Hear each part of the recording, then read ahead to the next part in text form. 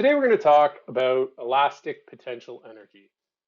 In the last two videos ago, we just took a general sort of approach to what is potential energy. In last video, we discussed gravitational potential energy.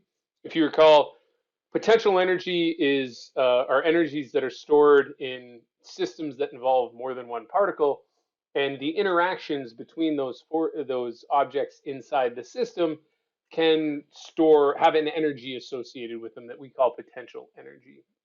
Um, in the case of gravitational potential energy, if we had the Earth and some object above the Earth as our system, that gravitational force between them is an internal force, but that internal force could still do work on the system.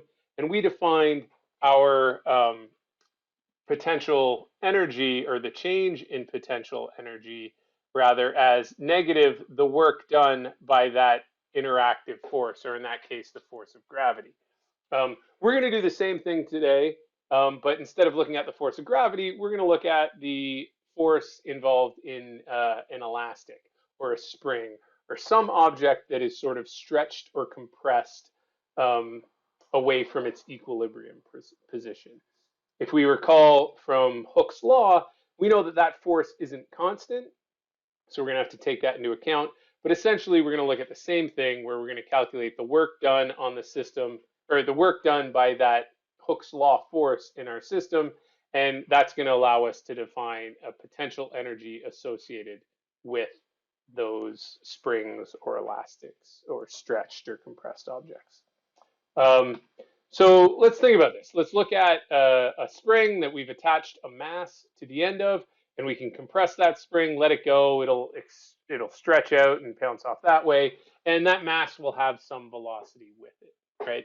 So going back to, again, our definition for our change in potential energy as negative the work done by that interaction. In this case, we have this spring is applying a force on both ends of it. So it's applying a force on the wall and it's applying a force on the ball, right? So this is going to be equal to negative the work done from the spring force on the wall plus the work done on the spring force from the ball. If we look at the work done on the wall, well, that work is going to be the integral of the force on the wall times the displacement of the wall. And since that wall doesn't move, this is going to be zero. It's going for if there's no displacement, there's no work being done. So that term is zero. If we want to look at the work done on the ball, well, that's going to be an integral from the initial position SI to the final position SI times the force applied by the spring on that ball, which is the Hooke's law force, negative K times S, how far that position is stretched from its equilibrium, and we integrate that with respect to that position. If we do this integral, we end up with negative K. That comes out. That S becomes S squared over 2. And we evaluate that from the initial to the final positions.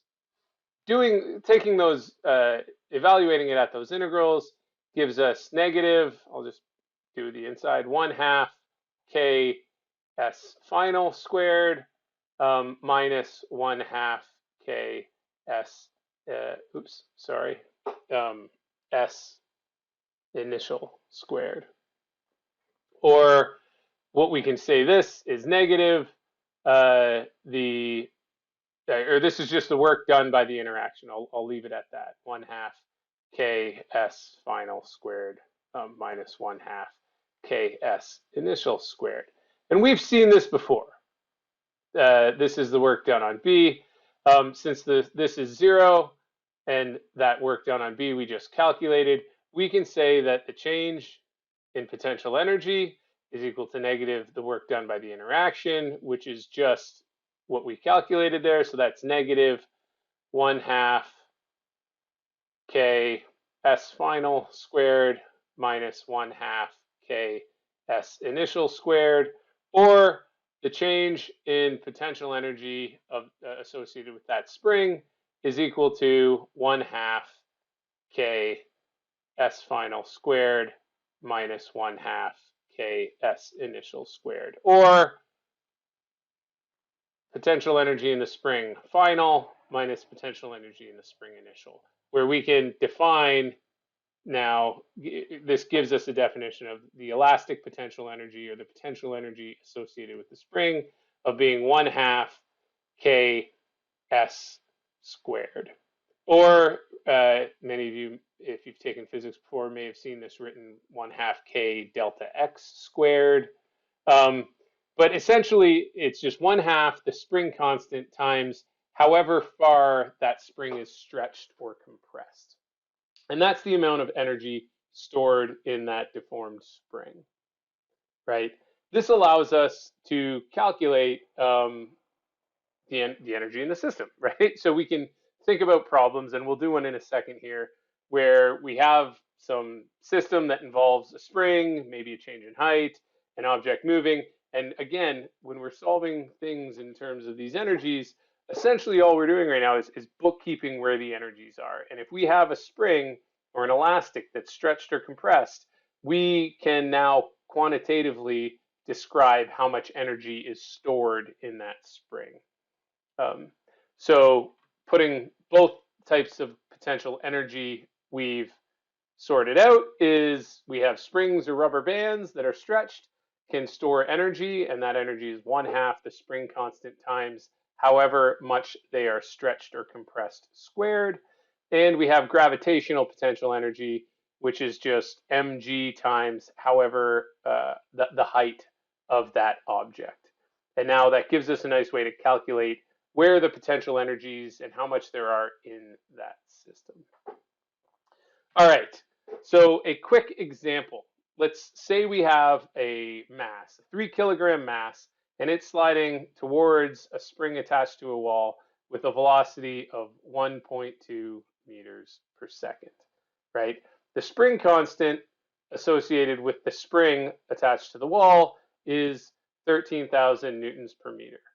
Now, what's going to happen is this mass is going to hit the spring, and it's going to cause it to compress a bit.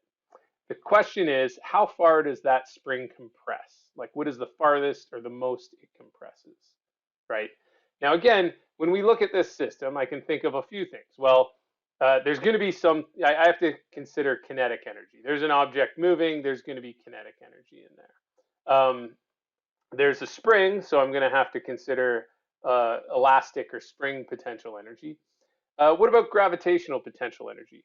Well, there is, presumably we're on the surface of Earth, but since there's no actual change in the y height, that gravitational potential energy it's not changing at any point in this, so I don't really have to worry about it. What about thermal energy? We've considered that a bit. There's no friction or dissipative forces that are going to increase the thermal energy of this system, so I don't have to consider that. Now, the last thing is there any work being done on this system? Well, if I consider the spring and the wall and the blocks as my system, there are no external forces that are applying that could be doing work on this system. So the external work is also something I don't have to worry about. So just kind of going through and thinking carefully about my system of the block, the table, the wall, and the spring, I've identified the types of energies that I'm concerned with in this problem. And now it's a matter of just bookkeeping where and how much energy is in the systems. I can essentially look at the initial state of the system and some final or some later point in the system and say that my kinetic energy at the start plus my elastic potential energy at the start has to be equal to kinetic energy at the end plus the elastic or spring potential energy at the end. And we know how to quantitatively calculate these. The initial kinetic energy is 1/2 mv initial squared, and the elastic potential energy is 1/2 k s initial squared. And the final, same thing, it's just the final speed squared plus 1/2 k, the final compression of that spring squared. And really quickly, just with some energy considerations, I've sort of got the equation that's going to answer how far that spring's compressed. At the start, when the object's, not hasn't hit the mass yet, it's moving there, I've got that velocity. So this term ends up being 1/2. It's a 3 kilogram mass, and it's times 1.2 meters per second squared. And that gives me the kinetic energy. But the spring, this picture is kind of misleading because this block hasn't actually hit yet. It's still over here. The spring isn't compressed. It's at its equilibrium position. So this S initial is actually 0. The spring has not been compressed or stretched. So there's no potential energy stored in it. If I look at the final position, well, what happens? We're looking for when this is compressed, the maximum compression this has. This is going to be the most compression. So this block hits it, compresses it, stops at some given point where it's at its, it's been compressed by its S final, and it's stopped there. So that velocity is going to be 0. So the final velocity, when this spring is fully compressed and it's stopped that mass, it has 0 velocity, but it is at a compression. It's been compressed by some S final squared. Now, I know we have the spring constant K, so we can solve for this S final squared. If we do some algebra, the 1/2s cancel. We end up with 3 kilograms times 1.2 meters per second squared, divided by that spring constant, which is 1,300 or 13,000 newtons per meter. And I'm going to square root to get rid of the squared sign, that whole thing.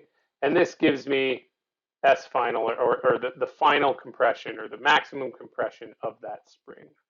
If I enter those numbers, I end up with 0.018, we'll give a third sig fig, 2 meters, or 1.8 centimeters if we wanted to.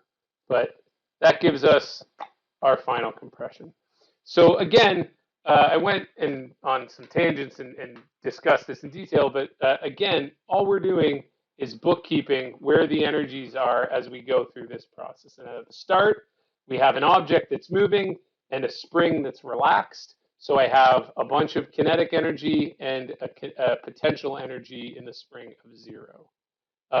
At the end, that object stopped when the spring's fully compressed. So I have 0 kinetic energy, but now I have a certain amount of potential energy. So I've just taken this kinetic energy and converted it to this potential energy. And then it's a matter of just some algebra to solve for whatever number I asked for. Hopefully you followed that. We'll do more examples and maybe even some more complicated ones where there's a change of height as well, or friction. We'll start to piece problems with more and more of these things that we have to consider. But hopefully after this and working on the homework and that, we can start to get more and more comfortable with it. We'll come back to it in the synchronous sessions. And if you have any questions, you can always email me. I will see you then.